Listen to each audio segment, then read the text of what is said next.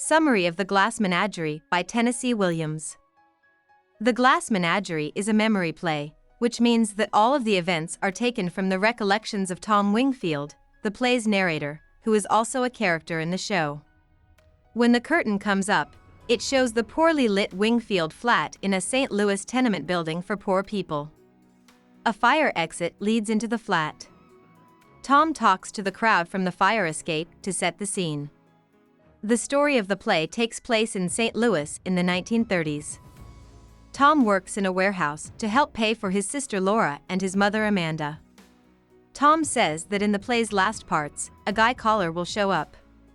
Tom and Laura's father left the family many years ago and hasn't been heard from since, except for a single letter that said hello, goodbye.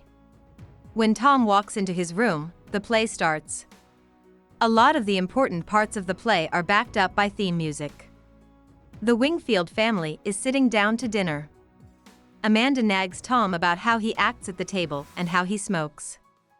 She tells Tom and Laura stories about when she was a young Southern belle in Blue Mountain and was courted by many gentlemen. Even though Amanda has told the same stories over and over, Tom and Laura let her tell them again. Tom asked her questions as if he were reading from a script. Amanda is sad when Laura says, for what seems like the 100th time, that she won't get any male calls.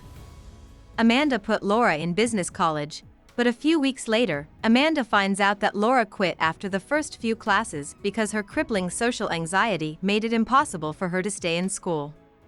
Laura spends her days going to the park and the zoo by herself. Laura also spends a lot of time taking care of her collection of glass figurines, which she calls her glass menagerie. Amanda is angry, but she changes her mind quickly and decides that Laura's best chance is to find a good guy to marry. Laura tells Amanda about a boy she liked in high school named Jim. Amanda starts selling copies to a women's magazine to make extra money for the family.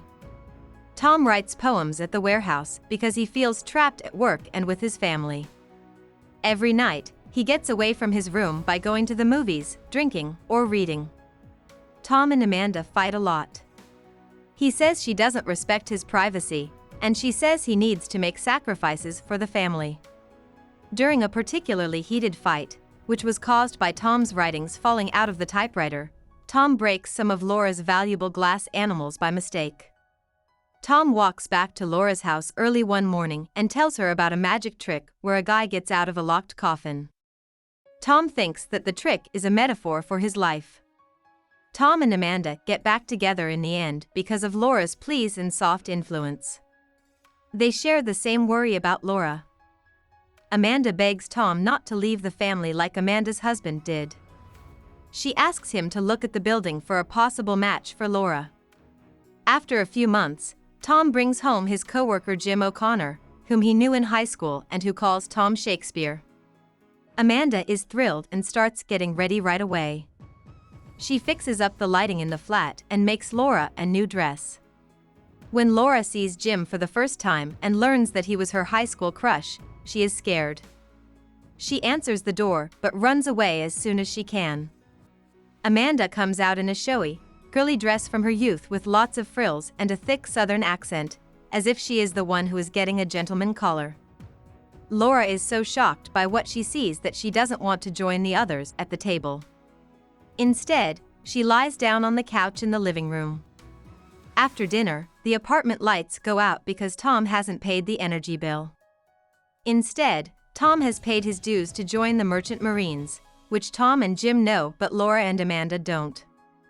Amanda lights candles, and Jim joins Laura in the living room to talk by the light of the candles. Laura slowly starts to feel better and calm down in Jim's company. Laura tells Jim that they went to high school together and that he called her Blue Roses because he mispronounced the name of her childhood illness. Jim tells Laura that she needs to be more confident to get over her feeling of being less than others.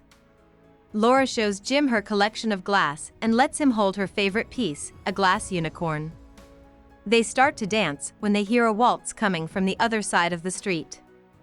But as they dance, Jim knocks the unicorn over and breaks its horn. Jim kisses Laura, but right away pulls away, saying he's sorry and that he's engaged. Laura is very sad, but she tries to hide it. As a gift, she gives him the broken glass unicorn. Amanda goes back into the living room and finds out who Jim is going to marry. She says Tom is trying to trick them after he leaves. Amanda tells Tom to go to the moon as he storms out of the house to go to the movies. Tom says that not long after Jim's visit, he lost his job and left his mother and sister. But he can't leave his mental ties behind, no matter how far he goes. The play is his last attempt to get rid of his feelings about his family. About the author. Williams was born in Columbus, Mississippi, but as a child he went to St. Louis, Missouri.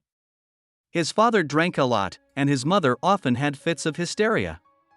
At age 16, Williams, who had already written a lot, won $5 for an article called "Can a Good Wife Be a Good Sport?" Williams went to college at the University of Missouri. To make extra money, he often joined writing contests there.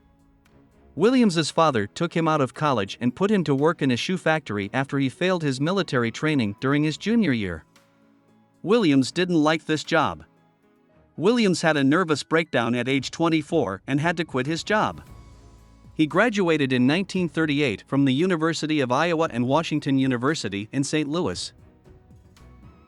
Hope we summarized it fully and you liked it. Please hit the like button and subscribe to our channel so that we are motivated to create more videos.